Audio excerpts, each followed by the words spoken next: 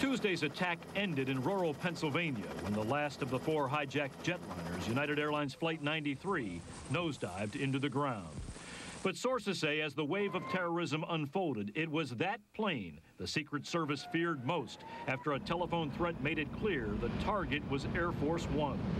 When United Flight 93 took off from Newark at 8:43, Air Force One was parked in Sarasota, waiting to take the president home from an education event.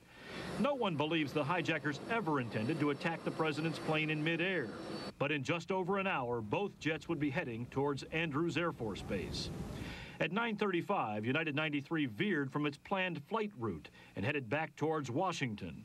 With the World Trade Center towers already on fire, the jet's erratic movements were enough to convince controllers that this plane, too, had been hijacked.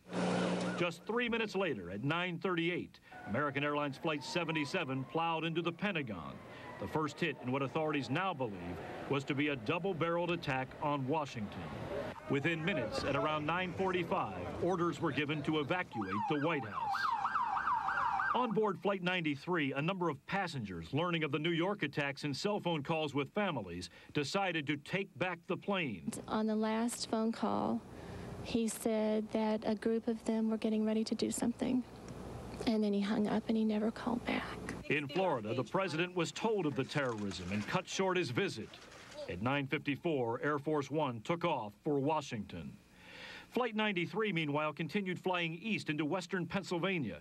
And at 10:03, someone in the cockpit deliberately turned off critical radar information, leaving controllers in the dark about the movements of a jet that was now a flying bomb on a course for the nation's capital. Along Florida's Atlantic coast, Air Force One continued to fly north. But suddenly at 10:14, the president's plane turned to the west. About 6 minutes later, the fight for control on board Flight 93 ended as the 757 with 45 people on board crashed in an unpopulated field. Air Force One, now out of danger, continued on, landing at Louisiana's Barksdale Air Force Base at 11:45. The president defended the decision to divert Air Force One. I know I took the appropriate actions as the commander-in-chief to be in a position to be able to make the decisions necessary for our government to handle the crisis. There is also new information about the other hijacked jetliner that did hit the Pentagon. Republican Congressman John Mica, the chairman of the House Aviation Subcommittee, says he's been told that plane may have flown over the White House and even around the Capitol building before hitting the military headquarters. Mica called it, quote, sheer in-your-face terrorism. Bob Orr, CBS News, Washington.